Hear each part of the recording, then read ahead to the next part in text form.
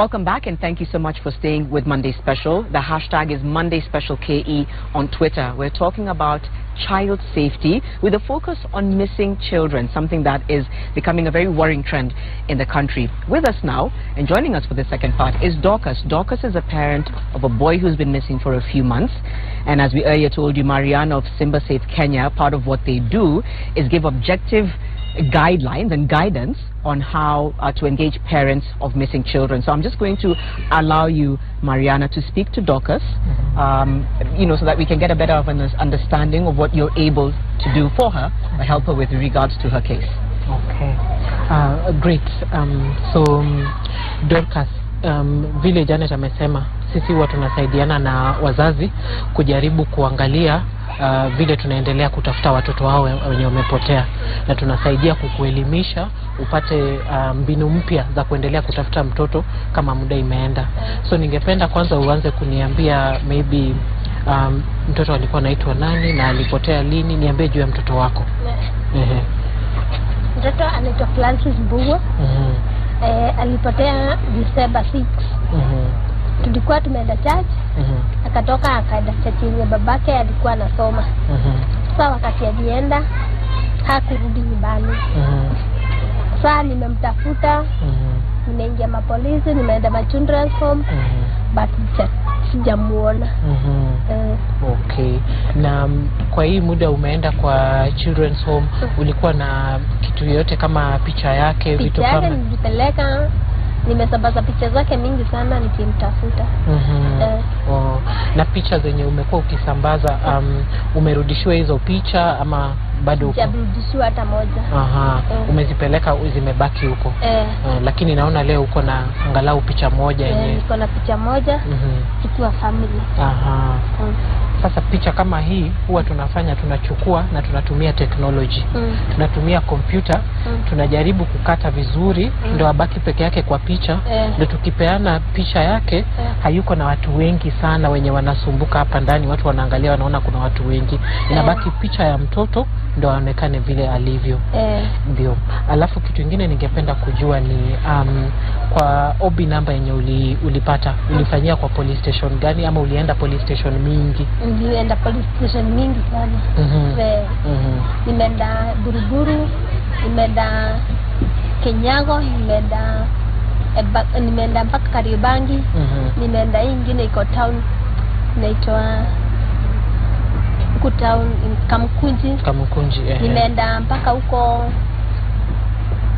Majengo, nimeenda Saudi Moyo, nimezunguka zote. Okay. So naelewa ni vigumu sana vile unatembea, inachukua pesa, inachukua muda, inachukua hata nguvu tu ya kiroho kutembea. Sasa ile kitu yenye sisi huwa tunajaribu kufanya ni tunatumia teknolojia. Sababu siku hizi si unajua kuna mambo kama internet, kuna mambo kama Facebook. Unaona wewe ukitembea peke yako ukipeleka picha moja hivi, na sisi tukichukua hii tunasambaza kwa watu kama 300 kwa muda moja. Hivyo ndio tunajaribu kusaidiana ndio watu wengi sana waendelee kujua habari ya mtoto. Hivyo ndio tunaendelea. So ile kitu naweza sema, kitu ya kwanza ni tunaelewa sana ni ngumu kiroho na kufikiria kama mtoto wako amepotea, na tunajua mzazi huwa haachili, bado anaendelea kutafuta. Na kwa sisi tunataka pia uendelee, usife moyo, lakini tunajaribu kukuonesha mbinu zingine mpya ndogo ndogo zenye tunaweza tumia. Na ninaona kweli umechukua muda, angalau uko na picha na umetembea we mwenyewe, lakini kutembea peke yako ni ngumu. Let me ask Dorcas, asante kutuelezea, and of course it's really hard, and I know this is something you deal with. Very quickly before we go to our next break, what happens now? You have information from her, you have her picture. Take us through what happens now. What happens now is we now have it documented, because probably she has not had something like a poster that can fly out with all important information. What happens with such pictures is, even if it is shared, even if you take a picture of it and you share it on Facebook, it will just go as the picture. So if someone extrapolates it from a Facebook account and sends it somewhere else, it's just a picture without information. We really insist on creating a poster, and the poster will have facts. It will have things like the child's name, the age, what he was wearing, when he was last seen, where reports have been made at, and a contact number that someone can be able to contact. So that's the first step. We'll create for them something factual that they can work with even across, even when we're not there to work with them. She can print it out. We can print it out for her because it's cheaper to print on paper, and she can work with it anywhere, but it will be very, very factual, because the thing that we understand is fact and time are very important when sharing this information. And how effective has that been with regards to the systems that you use? How effective has it been in eventually, we can't always reunite families, but just from the experience you've had, how much of a difference does it make to have those facts and that detailed information for these missing children? It makes quite a big difference, because I remember one time we were looking for a 10-year-old boy, and we had pictures of him without spectacles, and when we called the parents, we were told he wears spectacles. So creating a poster to create information that is very, very factual, because at any one point you'll meet this child and probably they'll have a birthmark that someone else did not indicate. So the facts are very important, because they help us get more information, and also the volunteers or people that are sharing this information, they bring us more information about other missing children. They send us a picture and they ask, could this be the child you're looking for? And that's another child on the radar. Thank you for that, and we'll continue to keep Dorcas and all other parents in this situation in our prayers, and I hope that somehow this intervention is going to bring some reprieve for her family.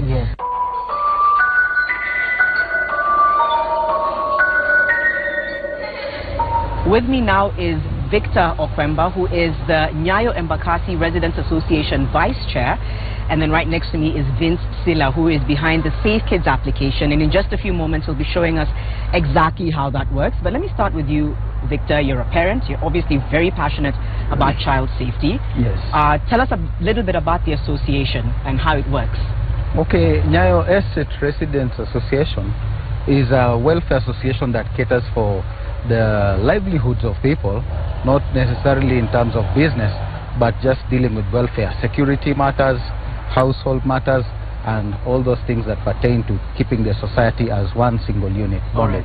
And you had an experience with your son. You can tell us about that and whether that prompted you to become a part of this. So tell us first of all what happened with your son.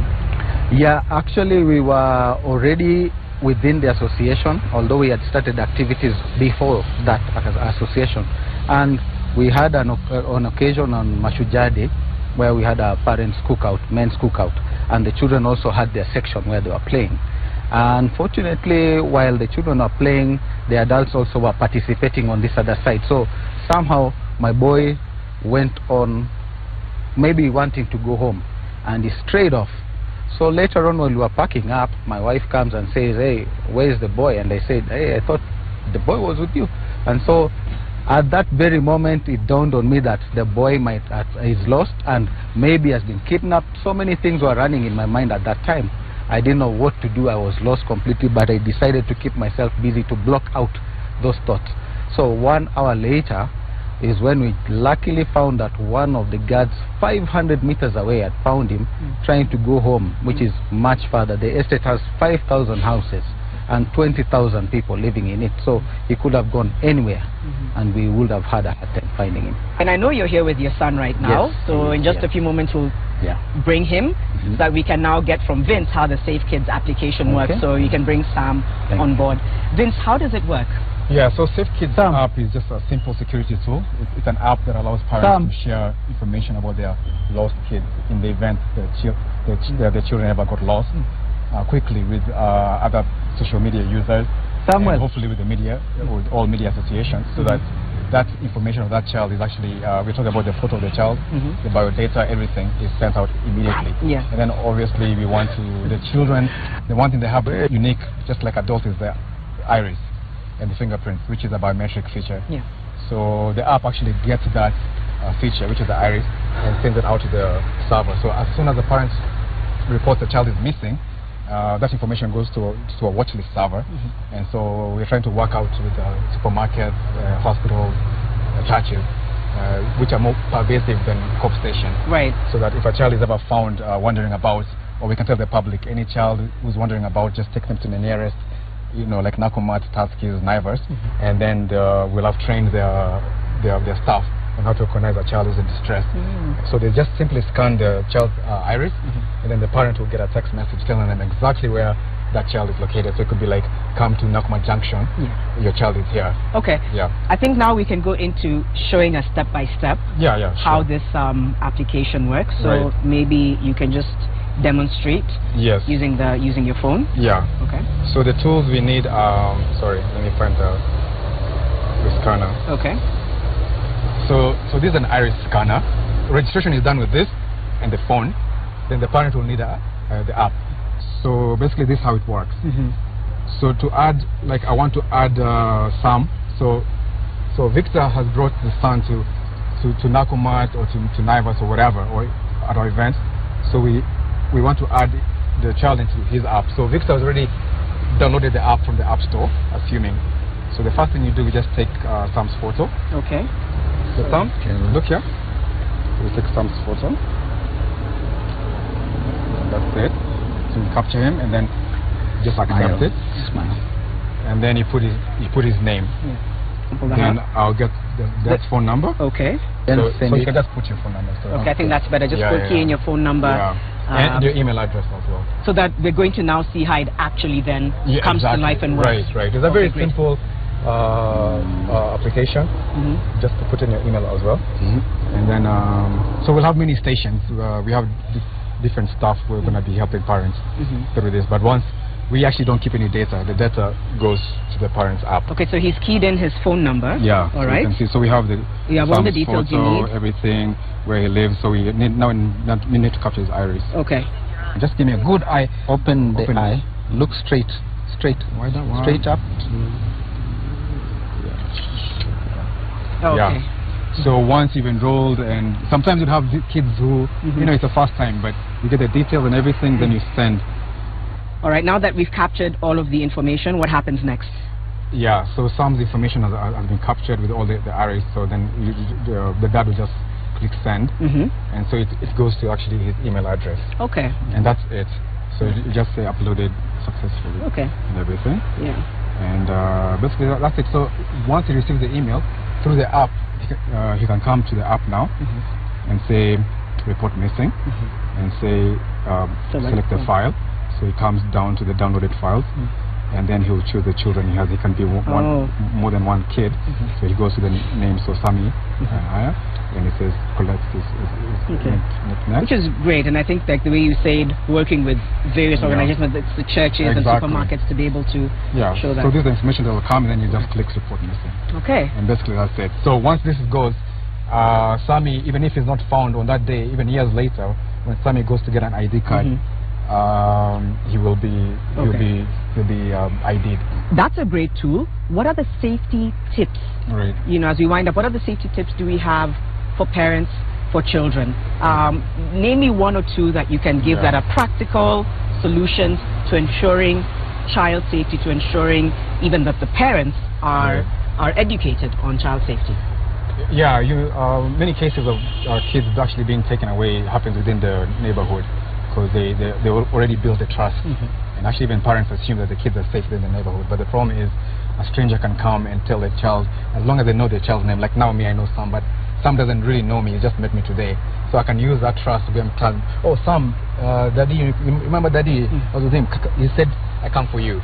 Then I go with him. So with one safety tool is we try to teach kids to have that buddy system, where I never go anywhere alone. Okay. So if somebody comes to tell me, like, let's go, I go with my friend, and I tell him, what do you want?